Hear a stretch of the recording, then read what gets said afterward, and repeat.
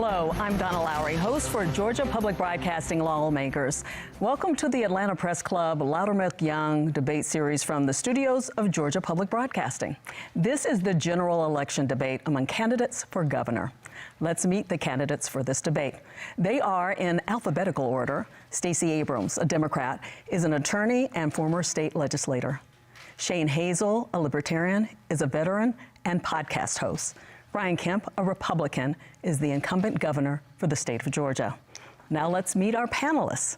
Jennifer Bellamy is an anchor for 11 Alive in Atlanta. Greg Bluestein is a political reporter for the Atlanta Journal-Constitution. And Chuck Williams is a reporter with WRBL in Columbus, Georgia. For complete rules on today's debate, please visit the Atlanta Press Club website, atlantapressclub.org/debates. To start the debate, each candidate will be asked 2 questions. Candidates have 60 seconds to answer each question. Chuck Williams, you get the first question of Stacey Abrams. Thank you, Donna. Ms. Abrams, public opinion polls in our state show support for the right to abortion, Medicaid expansion, and banning assault weapons. You are on the side of public opinion in each of these issues, yet you are behind in almost every poll.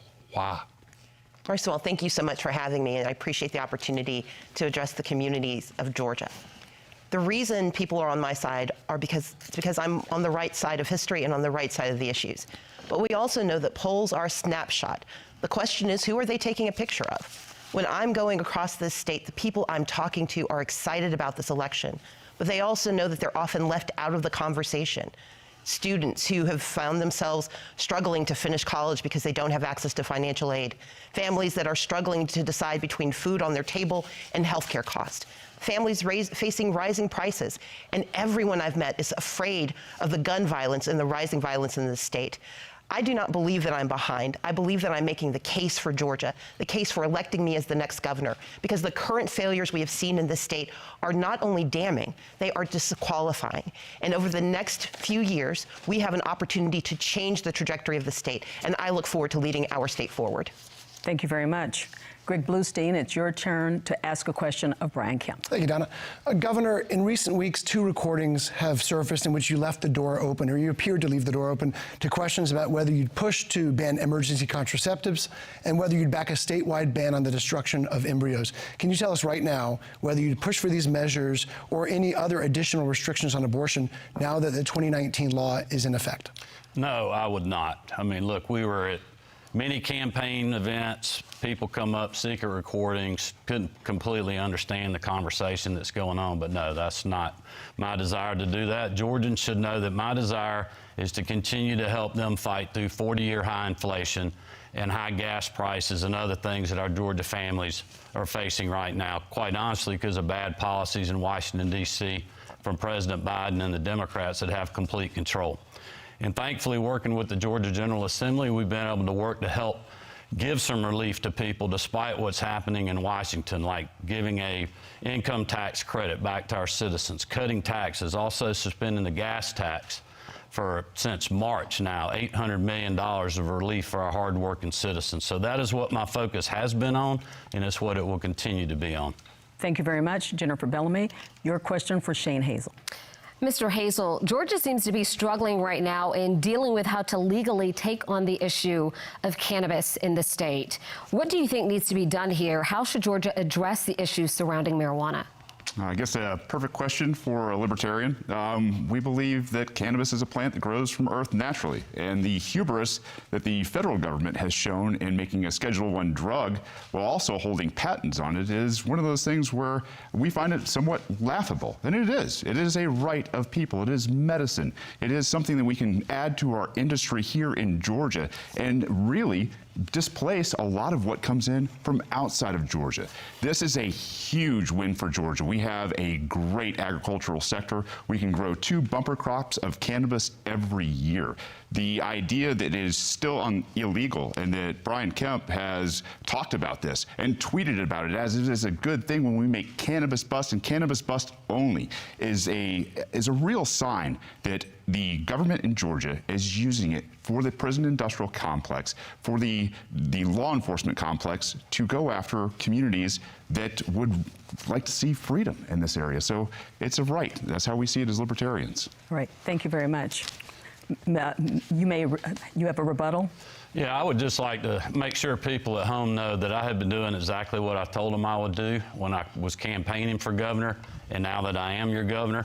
We have been going after street gangs and drug cartels. So the things that we're tweeting out there is when our great men and women in law enforcement are making drug busts, not from recreational users and other things.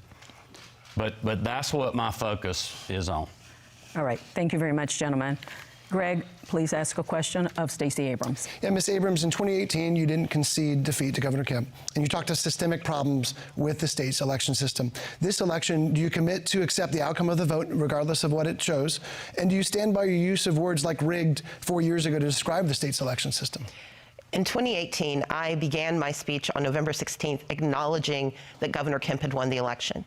I then proceeded to lay out in grave detail the challenges faced by voters under his leadership as Secretary of State, including the 10+2 who were arrested in Quitman, Georgia, because they had the temerity to use absentee ballots. I told the story of students who were denied access to the right to vote, even though they had duly registered. 80,000 complaints had come in by that day, and it took 4 years of federal investigation in a lawsuit that was the longest running voting rights lawsuit in the state's in recent history that proved us right. Now, we didn't win every single claim, but we forced massive changes to the election laws. And unfortunately, Brian Kemp and Brad Raffensperger have decided to restore their greatest hits. Just today, a homeless woman was denied the right to vote in Forsyth County because she did not receive a provisional ballot because she had been challenged. As governor, I intend to stand up for the right to vote. I will always acknowledge the outcome of elections, but I will never deny access to every voter, because that is the responsibility of every American to defend the right to vote. Thank you. Brian Kemp, rebuttal, 30 seconds. Well, I would just say that Ms. Abrams is going to do a lot of attacking of my record tonight because she doesn't want to talk about her own record. In 2018, in the governor's race, we had the largest African-American turnout in the country. She said that Senate Bill 202, our Recent Elections Integrity Act, what we passed 2 years ago, would be suppressive in Jim Crow 2.0. Just this past May in our primaries, we again had record turnout in the Republican primary and the Democratic primary. In Georgia, it's easy to vote and hard to cheat. And I'd like to add just a second here, as the Libertarian. 30 seconds for you. Although you will push for people to have access to going to the polls and voting, you're not pushing ballot access. This is a huge oppression for people like the third parties, the people that want to get their people on the ballot. We have, I think, 20% Democrats, 20% Republicans in the state of Georgia. That leaves 60% of people in Georgia unrepresented by ballot access laws that both of them support. 30 seconds, Ms. Abrams. Actually, to correct Mr. Hazel, I co-sponsored legislation to expand ballot access because I agree with you that third parties should have better access to the right to vote in the state of Georgia. I co-sponsored it with one of our independents in the state legislature. But let's be clear about ballot access and voter access. Brian Kemp was the Secretary of State, and he has assiduously denied access to the right to vote. We know that the right to vote is the only way that we can make the changes we need in the state, the only way we can make the changes we need in this country, whether it's access to the right to an abortion, the ability to take care of our families. We need a governor who believes in access to the right to vote and not in voter suppression, which is the hallmark of Brian Kemp's leadership. Thank you very much. We're going to move on. With all due respect, I was called out. I would like to just the record reflect, as my time as Secretary of State, I'm the person that created the online voter registration system in this state, where any Georgian can vote, register to vote 24 hours a day, 7 days a week. So for someone to say that we have been suppressive in our state when we've seen turnout increase over the years, including with minorities like African Americans, Latinos, and others, is simply not true. And again, Ms. Abrams is going to lie about my record because she doesn't want to talk about her own. All right, we're going to move on here. And that's the case. We're going to move on here, Mr. Hazel. Jennifer, your question for Brian Kemp. Governor Kemp, several hospitals and medical centers across the state have announced or gone through with plans to close their doors, leaving a gap in care and a reduction in services at a time when our healthcare workers are already suffering from burnout, from increased demand and workloads. Many are now facing care that will be delayed or unavailable, while our state's capital will soon have only one level 1 trauma center. What will you do to ensure Georgians have access to critical healthcare services and hospitals? Well, I would just remind voters at home there's also hospitals being built across this state and new options for people for health care. Look, the AMC situation was something that was thrown on a lot of political leaders, including me. But instead of complaining about it and doing the blame game, I went and worked with Fulton County, with DeKalb County, with Democrats to come up with a solution that put state resources into Grady to help make sure people have the access and the care that they need in our state. And I'm committed to continuing to do that in the future. All right. Shane, I'm sorry. Chuck, you get the final question to Shane Hazel. Thank you. Mr. Hazel, you ran for Congress in 2018. That was just 4 years ago. You ran as a Republican. You got less than 30% of the vote in the Republican primary. What happened between then and now that made you a Libertarian? Well, I actually came back to my roots as a Libertarian. We believe in freedom. We saw what the Republican Party was. We saw what the Democratic Party was. They are force and coercion. No matter what they talk about, it's force and coercion. Whether it's certificate of need for hospitals, whether it is taking guns away from law-abiding citizens, it is always force and coercion at the point of a gun from the Democrats and Republicans. To look at life through consent, the eyes that, hey, we can all have transactions, we do it every day in the private sector. 99.9% of us go throughout our day without raping people, without murdering people, without pointing guns at people to take their property. That is not what the government does under Republicans and Democrats, period. That's how I became a Libertarian. This is why we're going to send this thing into a runoff. And if people were really looking for something to change, you'd vote Libertarian. You'd send a message to both of these parties, because one of these people will most likely be the executive in a rigged system, that you want to be more free. Thank you. That concludes the first round of the debate. The candidates will now ask a question to each of their opponents. Candidates will have 30 seconds to ask the question, 60 seconds to respond, and the candidate who asks the questions will have 30 seconds for rebuttal. By random selection, Brian Kemp, you may ask the first question to Stacey Abrams. Well, thank you very much. As many people know, I have over 100 sheriffs endorsing my campaign, several of which are Democrats. And my question for Ms. Abrams tonight is how many sheriffs statewide have publicly endorsed your campaign? Mr. Kemp, what you are attempting to do is continue the lie that you've told so many times. I think you believe it's the truth. I support law enforcement and did so for 11 years, worked closely with the Sheriff's Association. I'm probably the only person standing here who's ever actually written a SOP for a police department when I was working for the city of Atlanta. But I have two brothers, one who has committed crimes, and I want his victims to be able to call the police and get the help they need, and I've always supported that right. But I have another brother who has faced being pulled over for driving while black when he was coming back from his job as a social worker. Unlike you, I don't have the luxury of relying on slogans to describe my position on public safety. I believe that we need safety and justice because I love both of my brothers. And like most Georgians, I lead a complicated life where we need access to help, but we also need to know that we are safe from racial violence. While you may not have had that experience, too many people I know have, and that is why I will always stand up for making certain that safety and justice are the conversations we're having in Georgia and the delivery we have as the next governor of Georgia. Thank you. 30 seconds, Mr. Kemp. Well, I would just tell people that, look, I support safety and justice, but Ms. Abrams refused to answer the question, so I'll let you know that the answer is 0. No sheriffs are endorsing her statewide because of her stances on wanting to defund the police, eliminate cash bail, and serving on the boards of organizations like the Margaret Casey Foundation that supports and gives grants to organizations that are promoting the defund the police movement. If I may respond, because he actually lied there. Yes, 30 I do have seconds. the support of sheriffs, but unlike Mr. Kemp, I do not make it my plan to list every person who supports me. I have the support of sheriffs, I have the support of advocates, I have the support of victims, I have the support of those who want to be treated fairly in our system. I have to have conversations with the entirety of Georgia. I don't have the luxury of being a part of a good old boys club where we don't focus on the needs of our people. And that is why my mission has been to put out very concrete plans explaining how I will serve justice, how I will serve safety, and how I will serve the citizens of the state of Georgia. 30 seconds, Brian Kemp. Well, look, I would just tell people, I know Miss Abrams is upset and mad because these are things that she said. This is not me making this up. This is things that she said in interviews that she's done, and she's sitting on organizations that you can go look at the facts yourself. And that's why the men and women in law enforcement want a governor that is going to stand with them, who has been with them, not only to have their back, but also stand shoulder to shoulder on things like civil unrest and going after street gangs and human traffickers. Thank you very much. Stacey Abrams, you get the next question for Shane Hazel. Mr. Hazel, Republicans and Democrats have raised the alarm over the rise in the Chinese Communist Party-backed companies purchasing American farmland. To date, they've purchased more than 1 million acres of farmland in the state of Georgia. Would you agree with Mike Pompeo that allowing those purchases in the state of Georgia is a sign of madness? And would you be concerned about the national security implications of the Chinese Communist Party purchasing this land with the support of the state of Georgia? I see the setup for this question. I understand why it was projected at me. As libertarians, we believe that you own your property and that the state can't take it away from you and can't sell it or can't determine who you sell it to.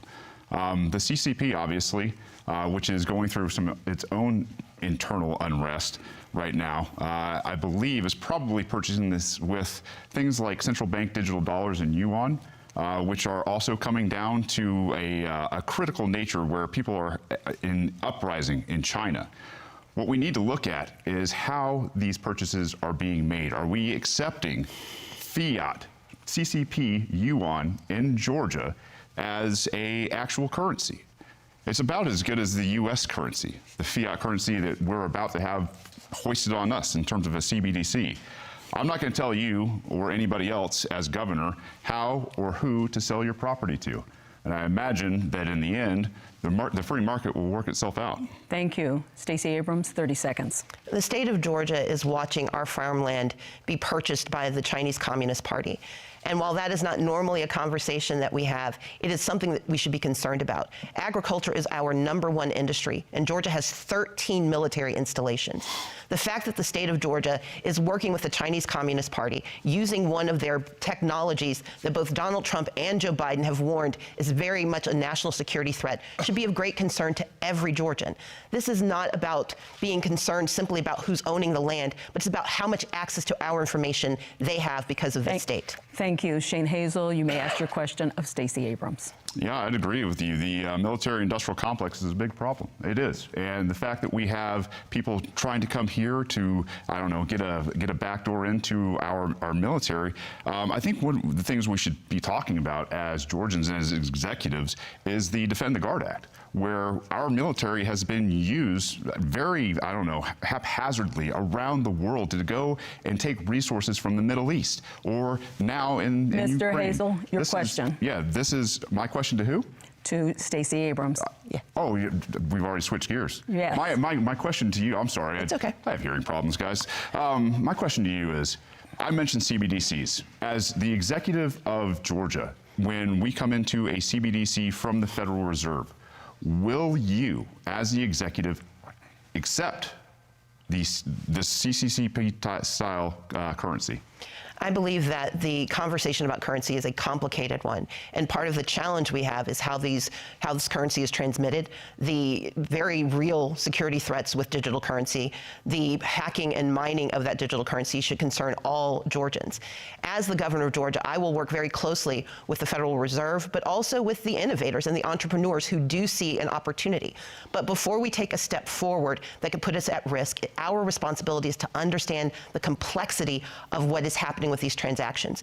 And as exciting as it is, we also know it's deeply problematic when we do not have the adequate safeguards in place. That's one of the reasons I've raised concerns about WeChat and about the purchase of farmland. But what we know overall is that we need a governor who's conversant in these issues, who understands that, for example, in the state of Georgia, we have access to $3.5 billion in American currency that could be delivered tomorrow to save our hospitals and to save our lives. But our current governor has refused to accept those dollars. My intention is to do what's best for the state of Georgia every single day. Thank you. Shane Hazel, you get a 30-second rebuttal. Yeah, working with the Federal Reserve, who's got us into the mess that we are in right now because of a centralized fiat currency, it will be absolutely worthless. They will be dangling carrots in front of the governor, in front of the executives, in front of the legislature to do exactly what their mandates are. If they are mandating that they take the property of people, then they will do it. If they want to invade your homes, your privacy, your businesses, they will do it because of CBDCs. All right. Stacey Abrams, please ask your question to Brian Kemp. Absolutely. Mr. Kemp, under your leadership, there is currently a 100-year gap between minority-owned businesses and majority-owned businesses. Although minorities comprise 48% of the population, they only generate 12.2% of the business revenue in the state. And under every analysis that we have seen, it will take 100 years to close that gap, given the current process that you have in place. You served 4 years in the Senate, 8 years as Secretary of State in charge of businesses. You served 4 years as governor. What are your concrete, specific, targeted plans to decrease and address the racial equity gap currently facing contracting and purchasing for minority-owned businesses? Governor Kemp? Well, I would remind Georgians that the first part of my plan was keeping our state open for business and allowing all business people and working Georgians to work when Stacey Abrams was criticizing me for doing that. Also pushing to get our kids back in the classroom when, again, Stacey Abrams was criticizing me for doing that. A lot of Georgians, including African Americans and other minorities, cannot go to work if their kids are not in the classroom. We have the lowest unemployment rate in the country for African Americans. We also were named we're in the top 10 of the states for black entrepreneurship in the state of Georgia. So our economy is incredible, and we will continue to work with all of those entrepreneurs in the days ahead and working class Georgians, because we are the ones that have been fighting for you when Miss Abrams was not.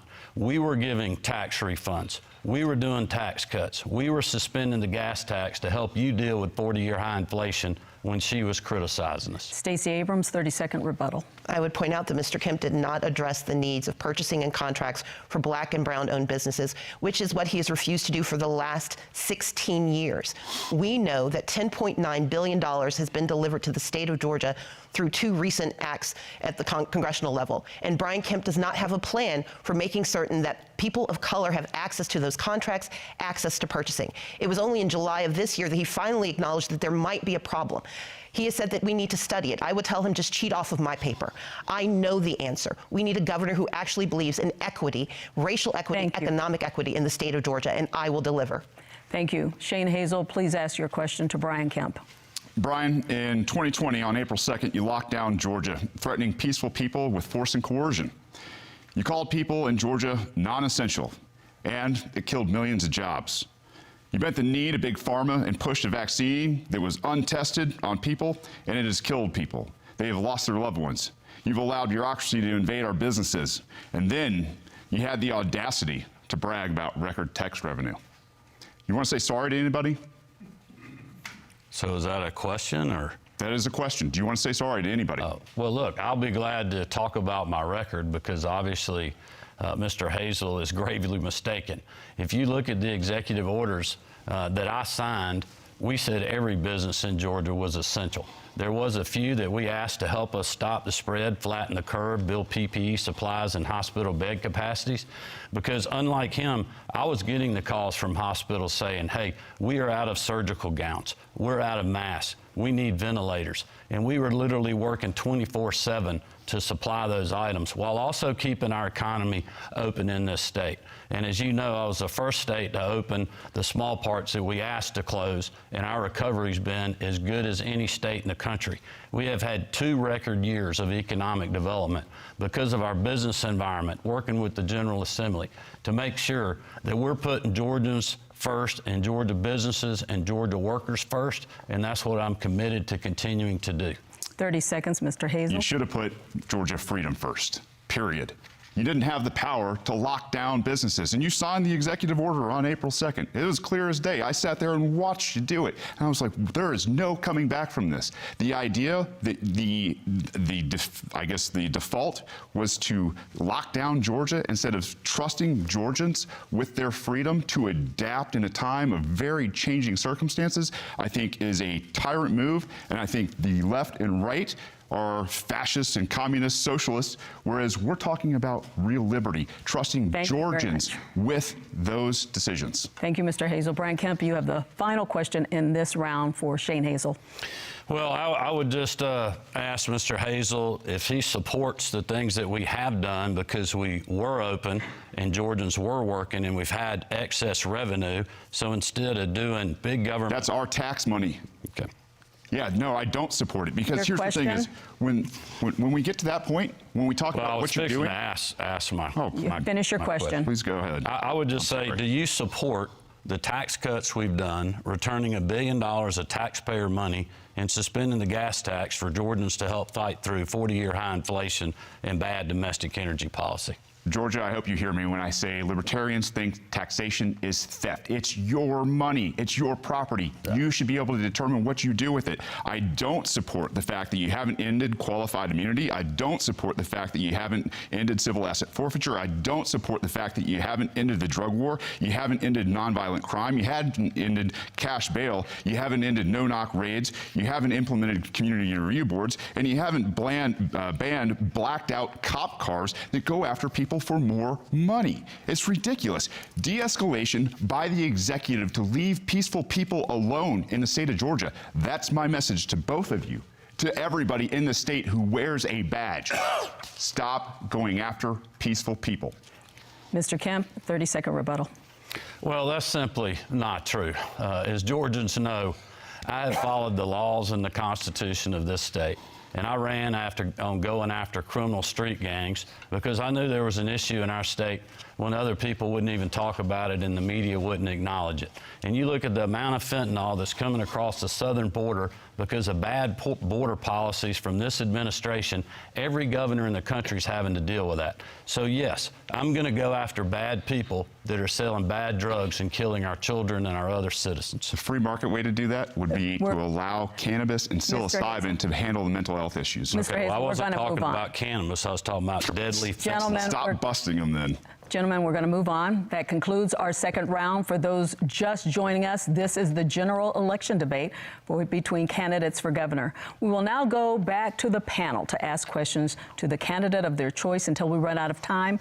As a point of moderator privilege, I may also ask questions of the candidates, and I will determine when a rebuttal is appropriate. And I'm going to use that moderator privilege right away to ask some education questions. Mr. Kemp, if reelected, you've said you'll push for $65 million dedicated to fighting pandemic learning loss, hiring more counselors, and recruiting teachers to fill shortages. How do you respond to those who say you should have prioritized those academic-related issues over laws dealing with divisive concepts, parental laws, and obscene books in the past legislative session?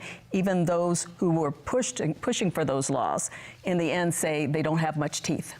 Well, look, we have been pushing for those things. You can talk to school superintendents around the state. We have worked with them really over the last year and a half, 2 years on learning loss. We've been working with our superintendents and other education groups. We passed 2 different pieces of legislation dealing with the teacher pipeline, which is getting more teachers into the system.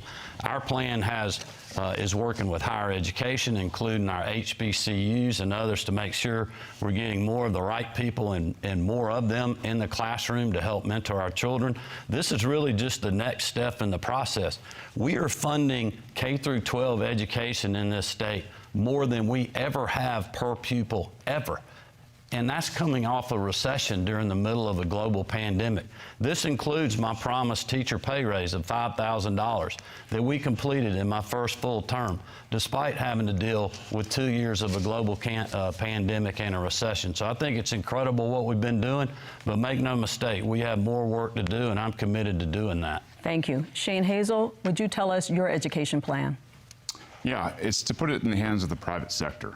The government education system that came from Prussia in the 1700s has obviously failed Americans. We don't understand economics, we don't understand our civil culture, we don't understand a whole lot about what goes on behind the scenes in politics. The idea that we want to privatize everything as libertarians is good for education. Think about Walmart having a monopoly on force to teach your children. It's insane. The idea that we do this with a government has side effects. We see them on a daily basis. We need to get government out of education. We need to allow parents to seek out the best education for their kids. And we also believe that they have the responsibility to do so. So to help fix this nation, start here in Georgia, is get the government and the admin out of the classroom and get it out of our lives. Thank you. Ms. Abrams, in education, you propose a boost in teachers' pay, more state-paid preschool slots for lower-income children and their families, and more. If you win the governor's race, you'll likely have Republican majorities in both chambers. Given what we know about partisan divisions, how will you get your education proposals passed and funded? So let's begin with what my proposals are. Georgia is sitting on a $6.6 billion surplus. That's money that we have after we've paid every bill, after we've put 15% aside for, say, a rainy day fund. That is money that after we've accounted for increases in population. And I want to invest it in our children and in our families, beginning with making certain that we have pre-K slots. We have 4-year-olds on a waiting list. I've never met a 4-year-old who waits to turn 5. But we can solve that problem with the money we have right now. We can also give an $11,000 pay raise to our teachers instead of a $5,000 pay raise on layaway. We can make certain that we are increasing access to the pipeline because teachers aren't in the pipeline because they can't make enough money to take care of themselves and their families. And that is why under this governor, we have a 67% retention rate. Any other CEO who lost more than 30% of their workforce would be fired. And that is why my plan is to use the resources we have today to plan for today and tomorrow. We've got the money, and we have economists in Georgia and national economists who have looked at my plan, and they say it works. Check my plan out at StaceyAbrams.com. Check my math. It works. Thank you. 30 seconds. Yeah, I'd just like to let people know that, look, my plan is to use the revenue that we have because we've been open. If Stacey Abrams had been your governor over the last 4 years, you wouldn't have that excess revenue because she wanted the state to stay locked down and criticize me when I opened it back up. We have, in fact, been using this revenue, and we'll do so in the future, to do another income tax refund and put the money back in your pocket. We're also going to do a property tax relief grant one time that helps you with rising property values and rising property taxes that the counties are not rolling back. Thank you very much. If I may respond, because 30 seconds. This is going to go back and forth between the Democrats and the Republicans. If they keep attacking each other, I'm going to say we've got to move on. Ms. Abrams, 30 seconds. For Mr. Hazel, we've got to move on. We're not going to be excluded from this. I'm not excluding you, but he did refer to her, so we are going to have her speak first. You're going to take money and property from people that don't even attend your schools because they don't agree with them. We want to move on. Ms. Abrams? I want to point out 3 things that were inaccurate. One, I urged caution because any leader should privilege the lives of those they serve. 38,000 people died in Georgia. We have one county where 1 in every 100 Hancock County residents perished under this governor. And so, yes, I urged caution. But I also urged good math. We have the money in our accounts to do what is right. Money not delivered by Brian Kemp, money delivered by federal Democrats, and money that is delivered by hardworking Georgians who have generated the surplus, and they deserve investments in their lives. And the income taxes that we keep hearing about, 50,000 people are getting $500 million. The rest of us are going to see $193. Thank you. That is not a good return on investment. Shane Hazel, 30 seconds, please. It's and then stolen we have money. To move on. All of it's stolen money from people who have property. The fact that we have property tax in America has got to be one of the most un-American things I've ever heard of. There are a lot of us at homeschool because we don't believe in the government school system, and we are still fleeced every year to the tune of thousands and thousands of dollars to pay for a broken school system that we don't agree with. That's right. Both of you guys. I'm sorry. With all due respect, Ms. Abrams called me out again. All right. About these. 30 seconds, and then we really are going to move on. But the federal money that we're able to use right now and spend is because our state was open, and we didn't have to use this federal money to backfill state revenues, which has put us in an incredible position to move forward in our state. Mr. Kemp, we're one of several states that have had the same exact experience. It is disingenuous. to claim and not having a done this on your conversation. own. We are going to move on. It's the people's money. We're going to move on, gentlemen, and Ms. Abrams. Greg Bluestein, you have the next question. Ms. Abrams, I'm going to go back to one of Donna's underlying questions, which is the how issue. Absolutely. You've staked out dozens of policy proposals that would have to win approval from lawmakers, including Medicaid expansion, including several of the proposals you outlined here today. But it's highly likely the legislature will remain in Republican control. How are you going to win approval of these measures when in the face of staunch Republican opposition? Well, I don't actually believe there is staunch Republican opposition. I served in the legislature for 11 years, and every day during my tenure, I worked across the aisle to get good done. They put it in my title. I was minority leader, meaning I couldn't win unless I could work with others. That is why I'm the only person I know of who got an A rating from the Georgia Chamber of Commerce and the Friend of Labor Award for the same work in the same year. The work that I do is working with people to find out how we get solutions. Medicaid expansion is a perfect example. We have 19 hospitals at risk of closure, joining the 6 hospitals that have closed under this governor. We are sending a Brinks truck of $3.5 billion of our money to Kentucky, to Louisiana, to Ohio, because this governor will not accept the money. And the resources that we need in our state will come to our state when we have leaders willing to work across the aisle to bring our money home. But it's more important than that. It's about how do we take care of our families? How do we make certain that we're addressing high housing prices? How do we tackle the issue of gun violence? How do we support our freedoms and protect our people? And we need a governor who can do the math, but also do the morality of making sure we take care of every single Georgian. Thank you, Ms. Abrams. Governor Kemp, you have 30 seconds. Well, I would just say that one way we deal with gun violence is to take the bad people that are doing the shootings and lock them up and not in cash bail like Ms. Abrams wants to do. But listen, she's also said that the silver bullet on health care is Medicaid expansion, adding 650,000 people.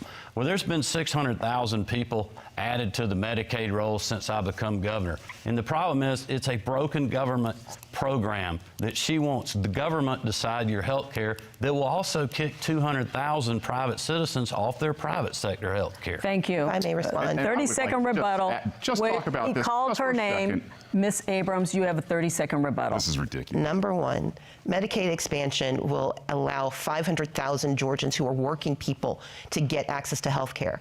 That is a good thing in a state where we have people dying every day from cancer, from issues with health, issues with diabetes, issues with heart disease.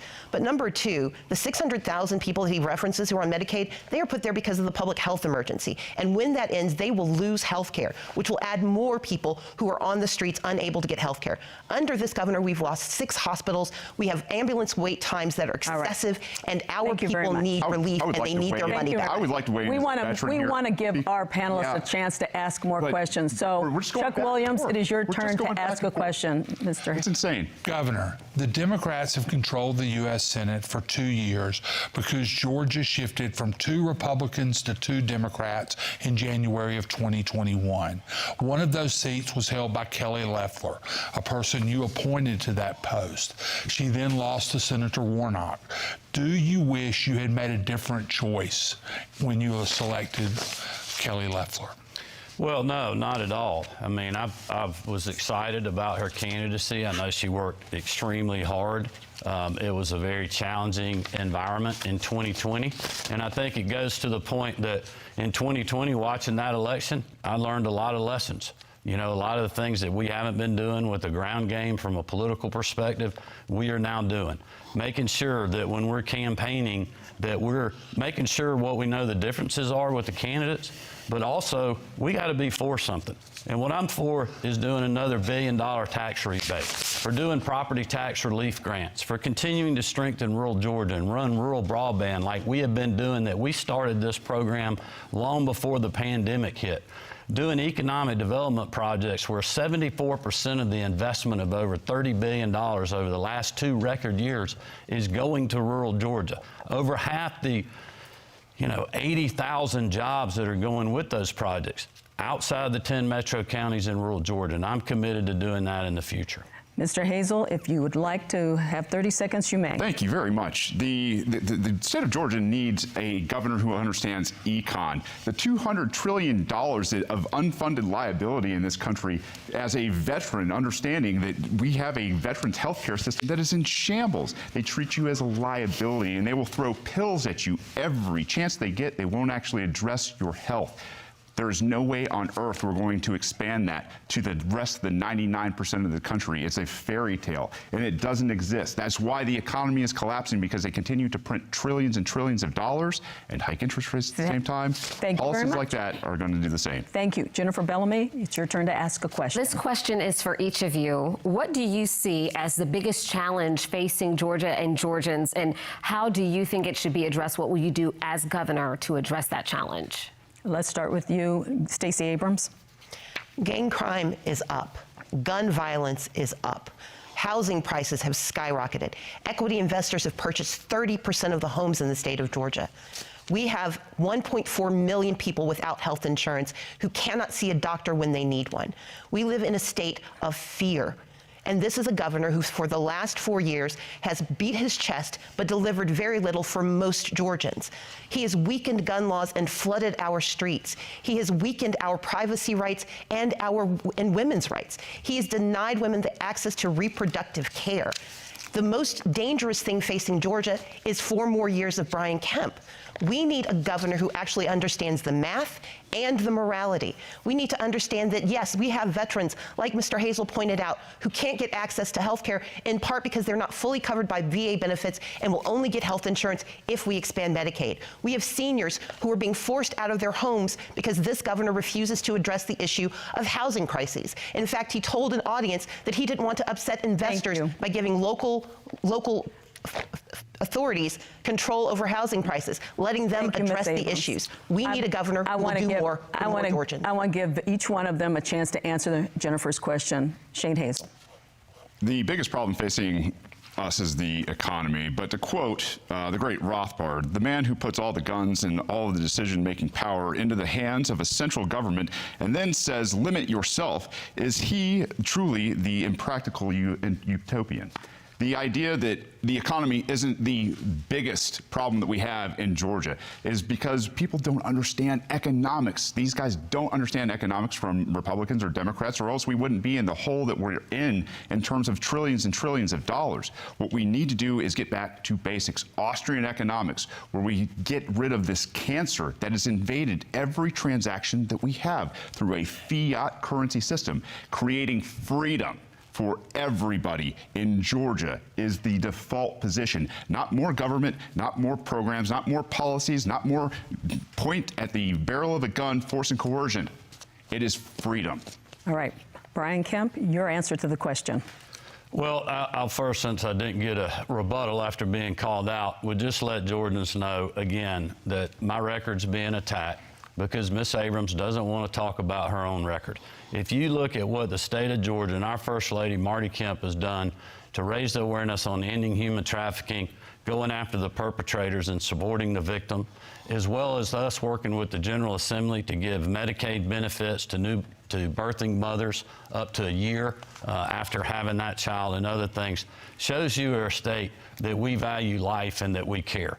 But in the future, my focus is going to be what it was when I opened the debate, and that is helping you fight through 40-year high inflation and disastrous policies in Washington, D.C. I would remind you that Stacey Abrams campaigned to be Joe Biden's running mate. She supports these policies that have raised taxes on hardworking Americans and Georgians when they promised they would not.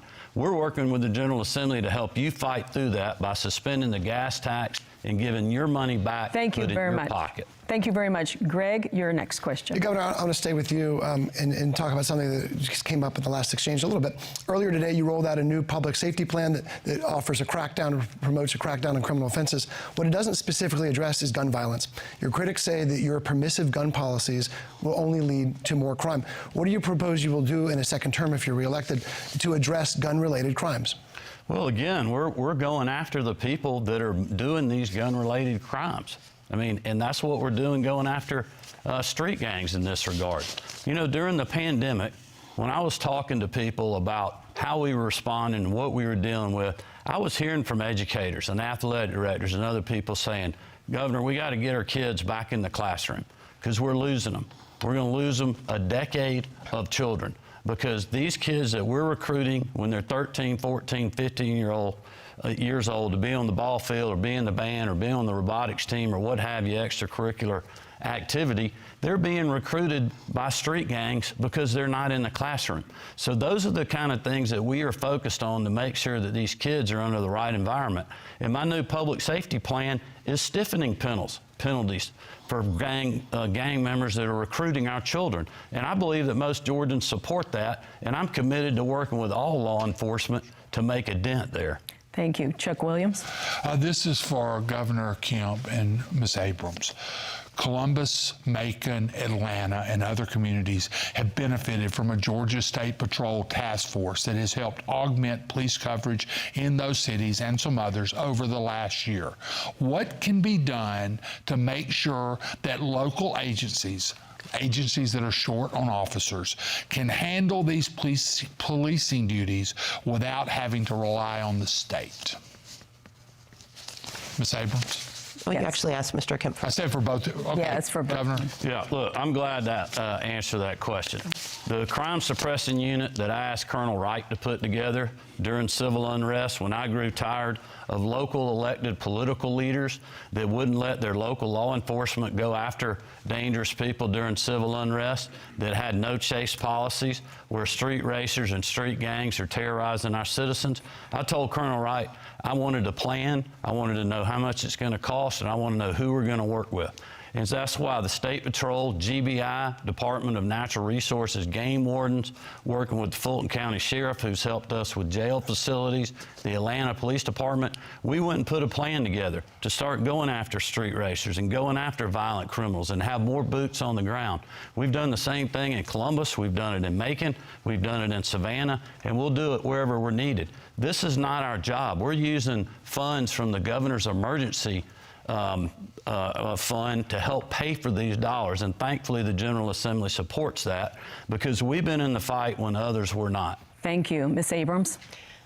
Street gangs did not shoot 6 Asian women going into a gun store, getting a weapon, and murdering women in less than an hour. Street gangs aren't the reason people are getting shot in grocery stores and in parking lots and in schools. Street gangs are one part of the problem, but we have a governor who has weakened gun laws across this state, flooded our streets with guns by letting dangerous people get access to those weapons. Georgia does not have a waiting period. We do not have universal background checks. And one of the few permits that we had that was helping keep us safe stopped 5,000 people who should not have had weapons from getting them, got weakened by this governor with his criminal carry law. As the next governor, my intention would be to actually give the people who do 90% of law enforcement the support they need. We know that they have asked for at least $136 million so they can recruit and retain officers.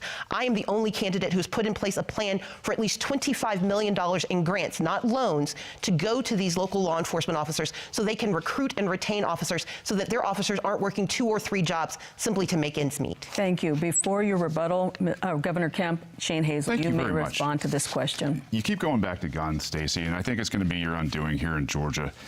Georgia, we're going to have less and less gun laws, whether it's under Republicans or Libertarians. Libertarians don't believe in any gun laws. We believe that you know how to best protect you and your property. And the biggest mass murderer in history is government. It's not private citizens. Most private citizens, like I said before, go throughout their day without doing any harm to anybody. However, the people in the government with all of the guns still go after people with a badge when they shouldn't have to.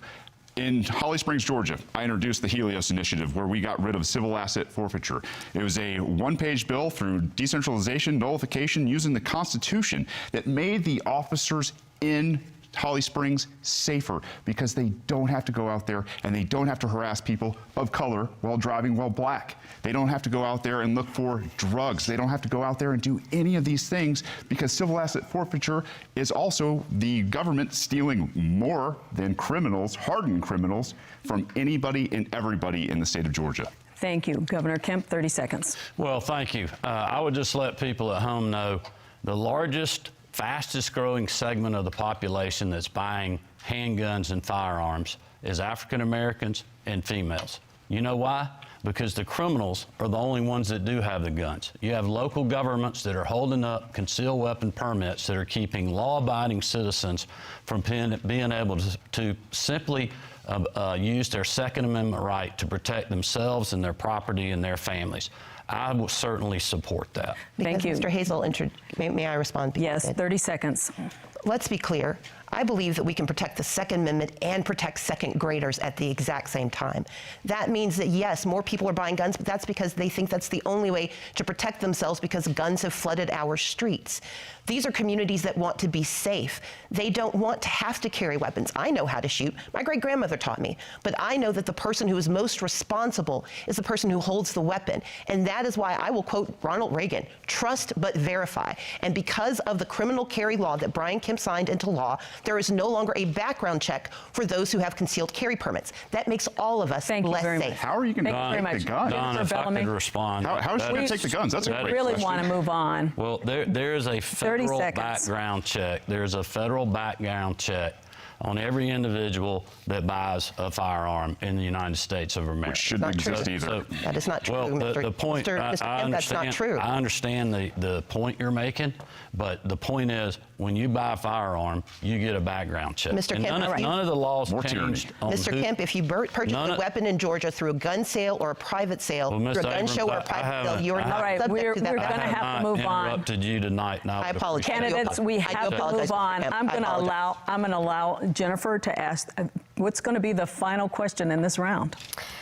A study recently showed frustration among our nation's teachers with political interference into education, with issues like COVID-19 and critical race theory presenting additional challenges to a profession that's already dealing with low pay, falling interest, and people leaving. What would you do specifically as governor to recruit, retain, and empower educators for schools across the state of Georgia for each of you? Shall I? All right, we'll start with you, Ms. Abrams. And let me again apologize to Mr. Kemp for interrupting. This is a very important topic to me, and I apologize for my outburst.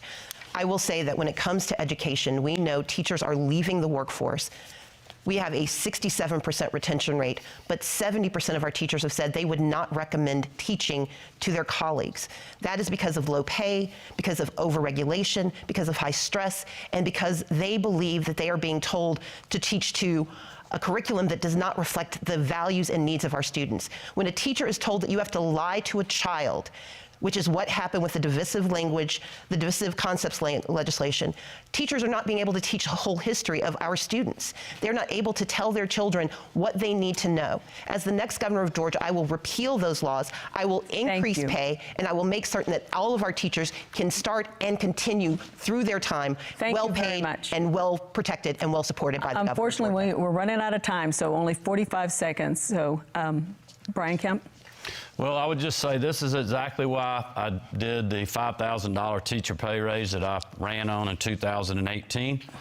We've also done a Parents' Bill of Rights to have parents fully engaged with their schools to make sure that they know what's happening in their kids. Quite honestly, people are tired of their kids being indoctrinated in the classroom. But we've also worked with our educators on these pieces of legislation to make sure that they make good common sense. But I would also tell you that people are tired of these issues like not having fairness in girls' sports and other things.